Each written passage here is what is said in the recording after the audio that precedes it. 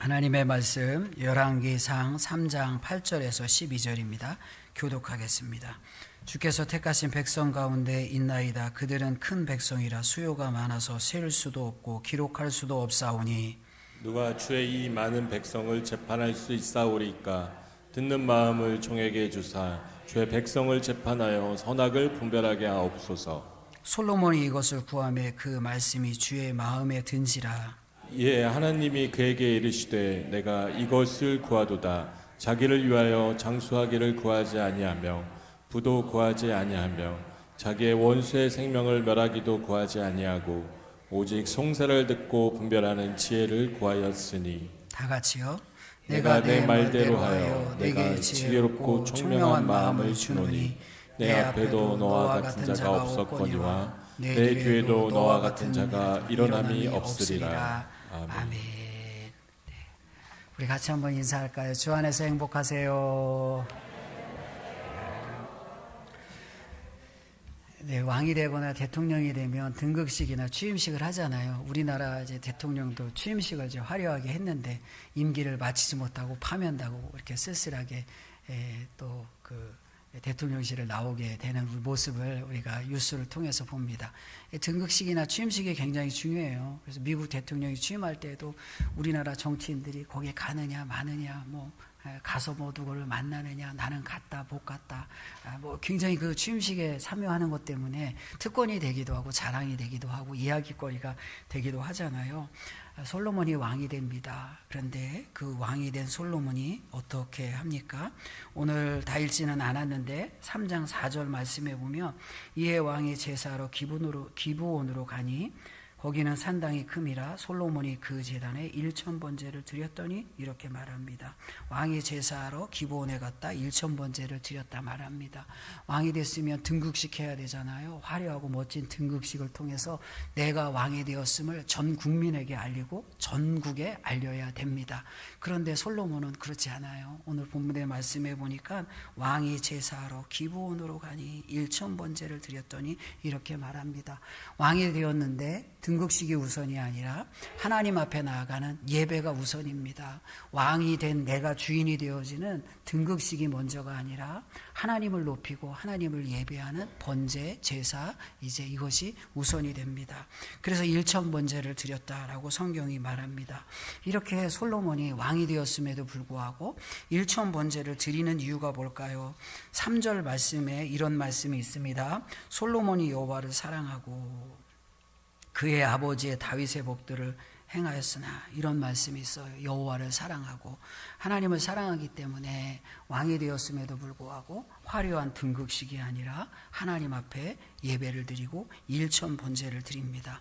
1000번제를 드렸다는 것은 어떤 의미가 있죠? 1000이란 숫자가 중요할까요? 1000이란 숫자, 1000이라는 숫자가 중요할까요? 아니에요. 1000이란 숫자를 통해서 그 솔로몬의 마음을 우리가 읽어야 돼요. 어떤 마음을 읽을 수 있어요? 하나님을 향한 전부와 전체를 드리는 전적인 헌신이 솔로몬의 마음에 있는 거예요. 이렇게 전부를 드리고 전체를 드리고 전적인 헌신으로 주님 앞에 나아가는 솔로몬의 마음이 1000이라는 숫자, 일반 사람들이 보편적으로 일반적으로 드리기 힘든 제물을 하나님 앞에 드리며 그 1000이라는 숫자를 통해서 표현되어지는 것입니다. 우리도 마찬가지죠. 뭐 우리 이제 그 일꾼도 뽑고 막 그랬잖아요. 일꾼도 뽑고 뭐 임직식도 하고 막 그러는데 사실 임직식이 아니라 예배입니다. 예배 1000번제를 왕이 되었음에도 불구하고 제사를 드리고 1000번제를 드리는 솔로몬의 왕의 심정으로 하나님 앞에 예배자로 서는 것입니다. 하나님을 사랑하기 때문에 1000번제를 드리는 거예요. 1000이란 숫자, 그래서 나도 많이 드려야 되겠다 이게 아닙니다. 1000이라는 숫자를 통해서 솔로몬의 마음을 읽어야 돼요. 말씀드렸잖아요. 전체를 드리고 전부를 드리고 전적인 헌신이라고. 우리가 주님 앞에 설 때 이런 마음으로 서야 합니다.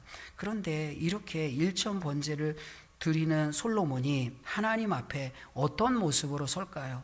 무엇 때문에 솔로몬은 이렇게 1000번제를 드리며 하나님 사랑하는 마음을 표현할까요? 성경 말씀을 볼게요. 7절 말씀입니다. 7절 말씀 앞에도 있죠? 같이 7절 말씀을 같이 읽습니다. 시작. 나의 하나님 여호와여, 주께서 종으로 종의 아버지 다윗을 대신하여 왕이 되게 하였사오나 종은 작은 아이라 출입할 줄을 알지 못하고 이렇게 말합니다. 뭐라고 이야기합니까? 지금 한 나라의 왕이 되었습니다. 근데 등극식을 하지 않고 예배를 드립니다. 그리고 하나님 앞에 기도합니다. 자신을 하나님 앞에 이야기합니다. 주께서 종으로 종의 아버지 다윗을 대신하여 왕이 되게 하셨사오나 종은 작은 아이라 이렇게 말합니다. 하나님 앞에서 자신에 대해서 이야기할 때 계속해서 뭐라고 이야기해요? 종이다, 작은 아이다 이렇게 말하는 거예요. 이렇게 하나님 앞에 겸손하니까 왕이 되었음에도 불구하고 등극식이 아니라 하나님 앞에 제사하고 일천번제를 드리는 것입니다. 종이라고 거듭거듭 이야기하고 작은 아이라고 말하죠. 작다는 것은 어떤 의미가 있어요? 오늘 본문의 말씀에 작다는 것은 하찮다, 중요하지 않다 그런 의미예요. 종이라는 말도 자신을 낮추는 거잖아요. 아이라는 것도 굉장히 자신을 겸손히 하나님 앞에 세우는 거예요. 근데 이 아이라는 말 앞에 작은, 아이는 다 작잖아요. 근데 굳이 그 앞에 작은이란 말을 붙이는 이유가 뭐예요? 작은이라는 말을 붙이는 것은 나 하나님 앞에 하찮아요. 하나님 앞에 진짜 아무것도 아니에요 라는 솔로몬의 겸손한 마음입니다. 그러면서 이렇게 작은 아이로 하나님 앞에 서고 종으로 하나님 앞에 서는데 하나님을 향한 고백은 어떻습니까? 그 입술의 고백을 한번 들어보세요. 6절과 8절 말씀인데 먼저 6절 말씀입니다. 솔로몬이 이르되 주의 종 내 아버지 다윗의 성실함과 공의와 정직한 마음으로 주와 함께 주 앞에서 행함으로 주께서 그에게 큰 은혜를 베푸셨고 주께서 또 그를 위하여 이 큰 은혜를 항상 주사 오늘과 같이 그 자리에 앉을 아들을 그에게 주셨나이다 라고 말합니다. 작은이란 말과 대조되고 비교되는 표현이 나오잖아요. 그의 입술에서 고백되어지는 것은 무엇입니까? 큰 은혜 이렇게 말합니다. 자신은 하나님 앞에 작다고 말하고 아이라고 말하고 종이라고 말합니다. 근데 자신에게 베푸시는 하나님의 은혜는 크다 거듭 이야기합니다. 8절 말씀도 같은 표현이 있어요.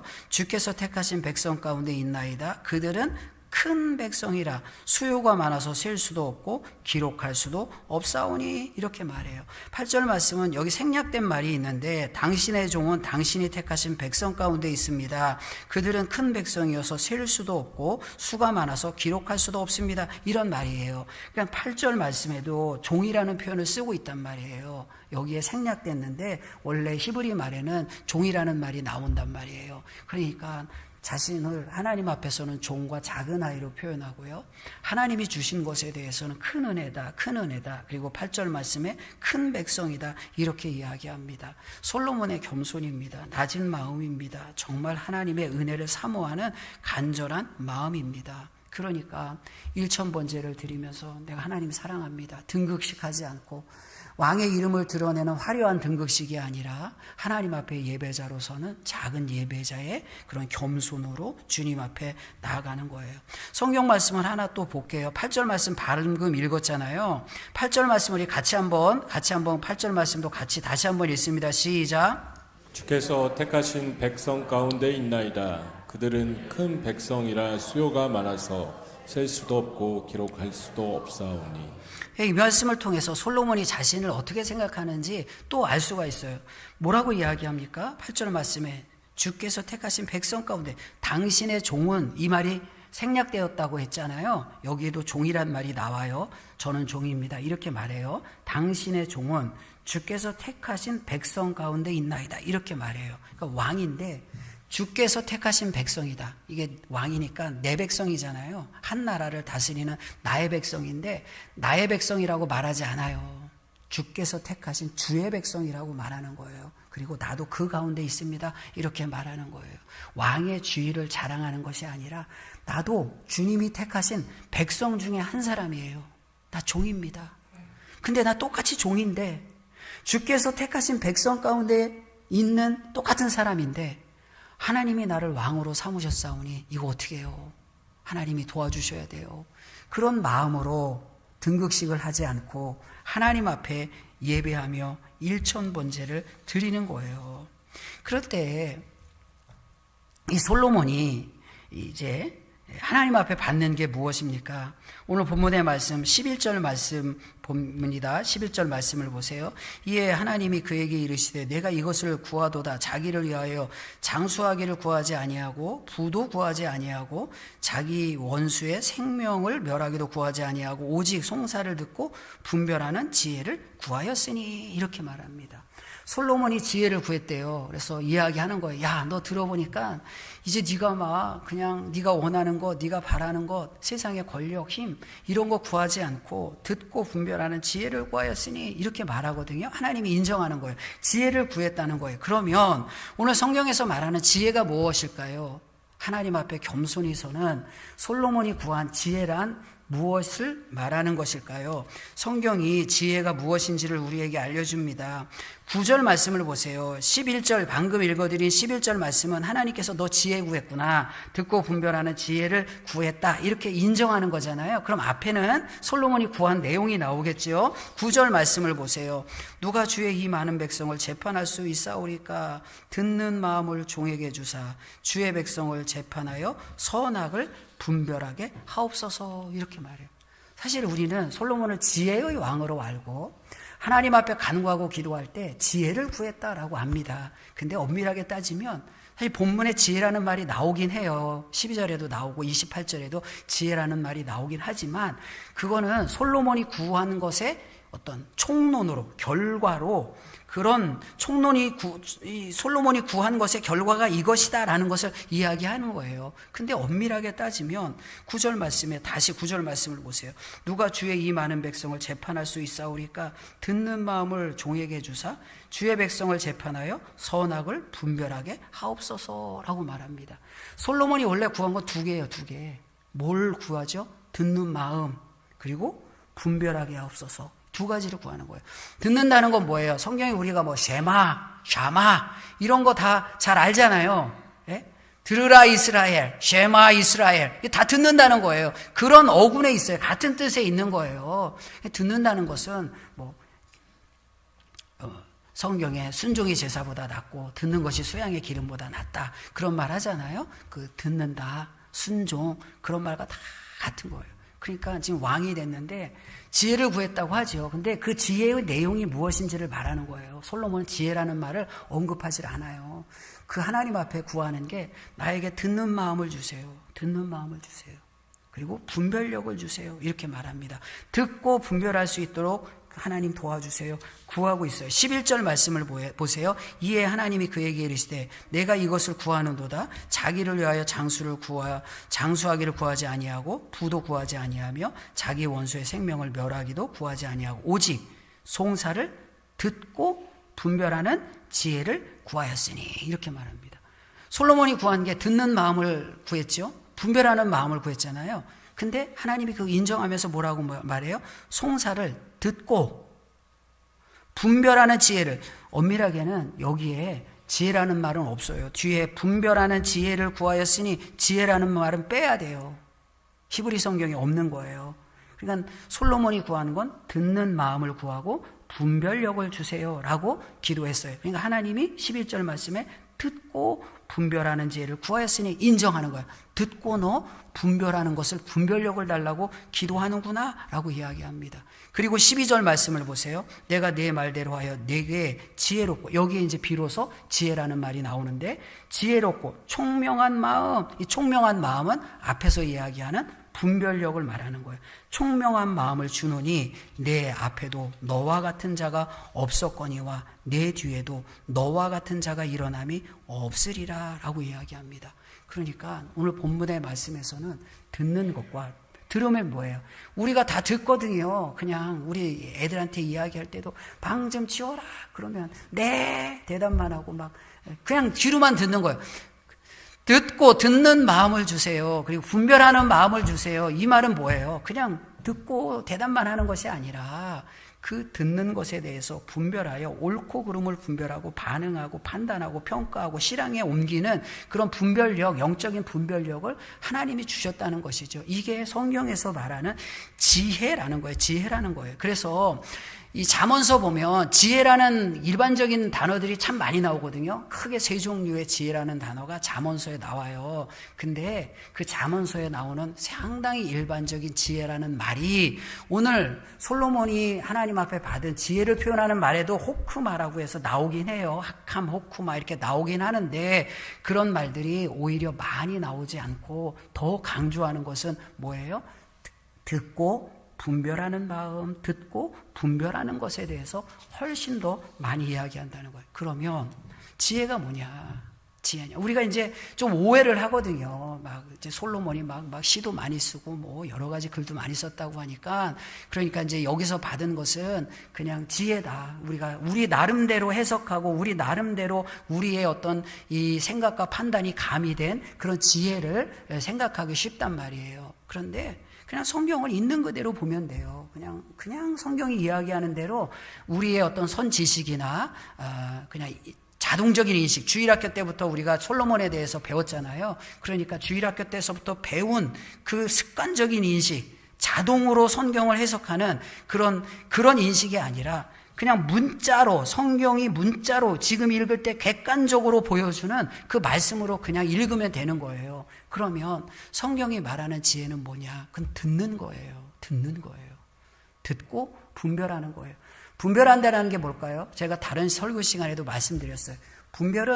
판단과 분별은 종이장 하나 차이입니다. 종이장 하나 차이인 거예요. 그러니까 분별은 판단은 듣고 남을 판단하는 것이고요. 평가하고 정죄하는 것이 이게 판단하는 거예요. 근데 똑같이 들었는데 분별하는 것은 무엇일까요? 영적으로 분별하는 거예요. 영적으로. 세상의 방식으로 야, 저 사람 틀렸어. 야, 저 사람 나빠. 저건 안 돼. 그러니까 이렇게 정죄하는 것이 아니라 뭔가 주의 일이 주를 위해서 덕이 되는 게 뭘까? 교회를 세우는 것이 무엇일까? 하나님께 영광이 되는 게 뭘까? 사람에게 덕이 되는 게 뭘까? 사람을 세우는 방식이 무엇일까를 영적으로 신앙적으로 지혜롭게 분별하는 거예요. 그러니까 우리가 기도해야 되고 하나님 앞에 구하면서 나가야 됩니다. 우리 교회가 이제 우리 전주화산 교회가 이제 첫째는 하나님의 음성을 잘 들어야 되고 두 번째는 가장 중요한 게 경청이거든요. 잘 듣는 게 너무너무 어려워요. 저도 어려워요. 이번에 이제 새롭게 장로님도 되고 권사님, 안수 집사님도 되고 다 일꾼들이 되고 또 오후 예배는 다 일꾼들이 모이잖아요. 모이는데 우리에게 지혜가 있어야 됩니다. 어떤 지혜가 있어야 될까요? 가장 우선되는 것. 성경이 말하는 지혜는 다른 것 아닙니다. 듣는 것, 경청하는 것입니다. 귀로만 듣는 것이 아니라 마음으로 들어 분별하고 대화하는 거예요. 분별해서 교회의 덕이 무엇인가, 하나님의 영광이 무엇인가. 그래서 서로 대화하고 논의하고 교통하고 이건 이렇습니다, 저건 저렇습니다. 그렇게 하는 거예요. 그래서 제가 오늘 이제 오전에도 광고 시간에 말씀드린 것처럼 위원회 모임을 꼭 했으면 좋겠습니다. 위원회 모임을 첫째 주는 정원 모임에서 영적으로 성도들 간에 말씀을 나누며 교제하고 두 번째는 이제 각 위원회 모임을 통해서 교회의 여러 가지 재반적인 행정적인 상황들과 여러 가지 문제를 서로 듣고 해결하고 또 소통하고 세 번째는 전도회별로 모이며 기도하고 또 교제하고 또 전도회별로 해야 될 일들에 대해서 또 기도하면서 같이 계획을 세워 나가고 그리고 이런 모든 모임이 끝난 후에 마지막 주 넷째 주에는 당회로 모이잖아요.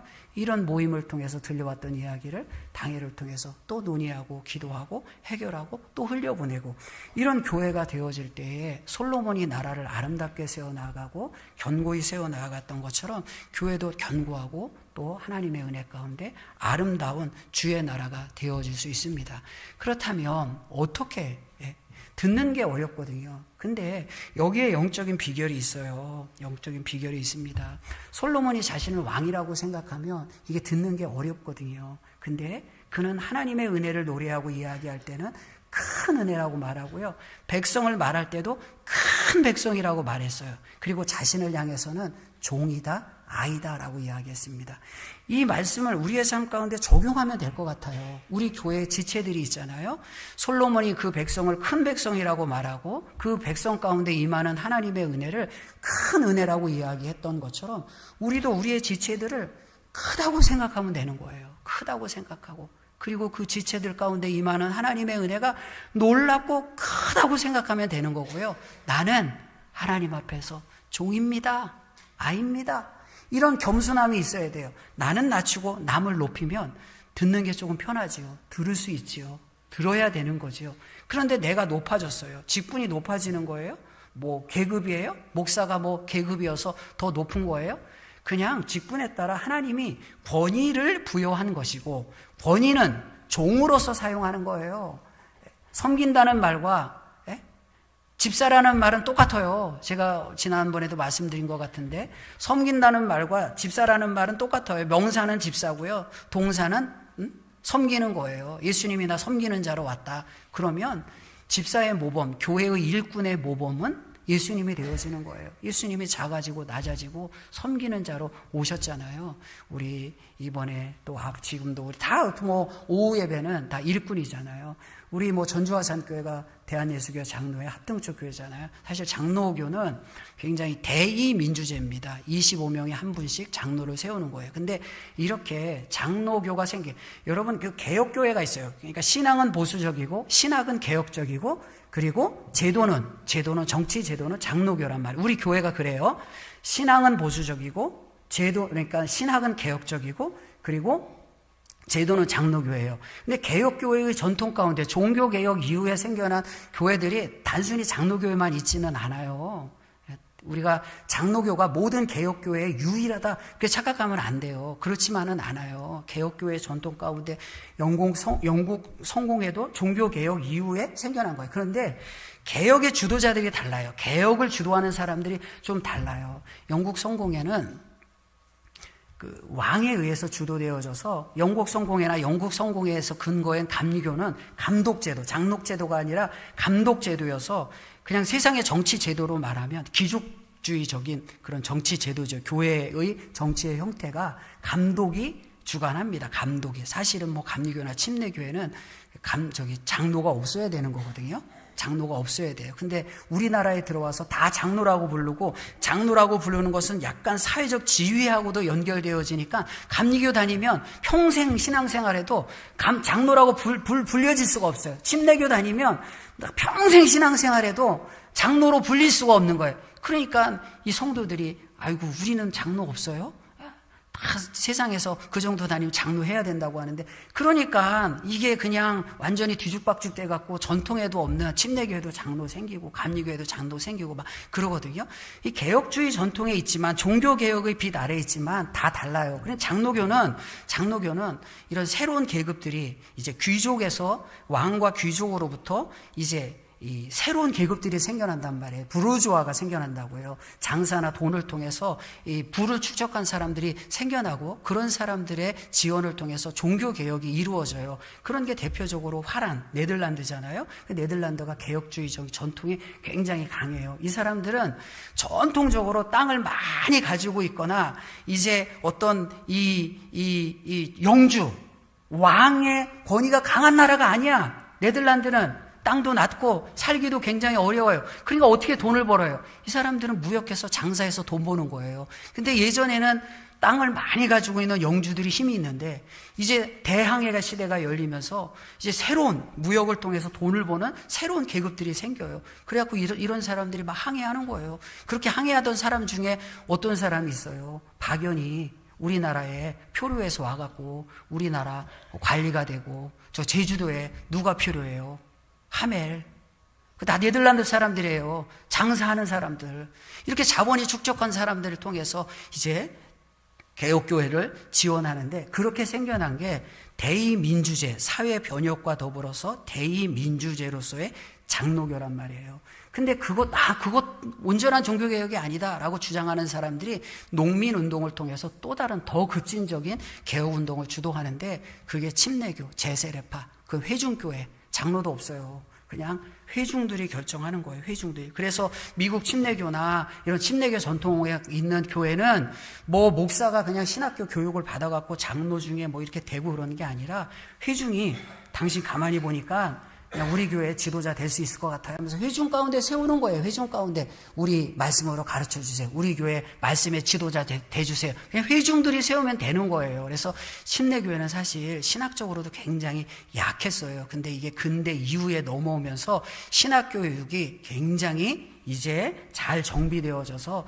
침례교도 여러 가지 다른 신학들을 수용하고 받아들여서 침례교도 신학이 정립되어지는 거죠. 침례교 신학은 굉장히 약하단 말이에요. 그렇게 훈련되지 않는 사람들이 회중에 세우니까 무슨 말씀을 드리려고 하는 거냐면 이제 장로교는 장로교의 태생적으로 이제 대의민주제를 가지고 있는 거예요. 그러니까 대의민주제는 뭡니까? 우리나라 정치하고 똑같은 거예요.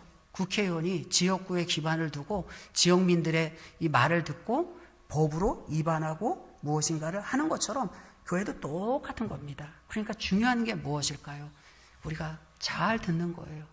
위로는 하나님의 음성을 듣고 우리 교회 공동체 안에서는 서로의 의견을 듣고 나누고 대화하고 또 듣기만 하는 것이 아니라 되면 되는 대로 안 되면 안 되는 대로 설명하고 이야기하며 교통해야죠.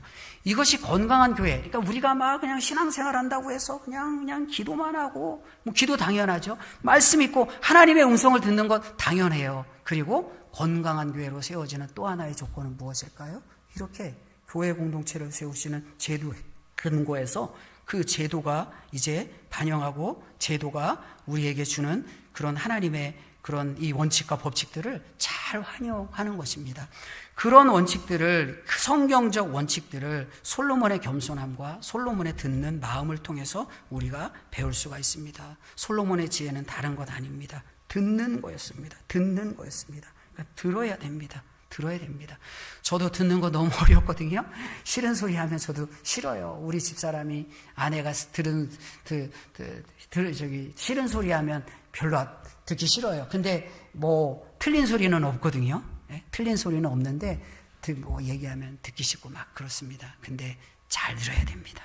잘 듣고, 왜냐하면 이건 그냥 세상을 사랑하는 방식이 아니라 솔로몬이 큰 백성입니다, 큰 은혜입니다 고백하며 자신을 아이로 고백하고 자신을 작은 자 종으로 고백하며 등극식을 하지 않고 제사를 드리고 예배를 드리는 솔로몬의 마음을 통해서 우리가 배우는 것입니다. 우리 전주화산교회가 서로의 영혼의 소리를 같이 듣고 마음의 소리를 같이 듣고 이 깊은 곳에서 나오는 서로의 소리를 같이 경청하고 대화하고 함께하는 건강한 교회, 솔로몬과 같은 지혜로운 왕, 그러나 작은 아이, 종으로 섬기는 행복한 교회가 되기를 축복하고 축원합니다. 하나님 감사합니다. 우리 교회를 세워주시고 하나님의 은혜 가운데 말씀을 나누게 하시니 감사합니다.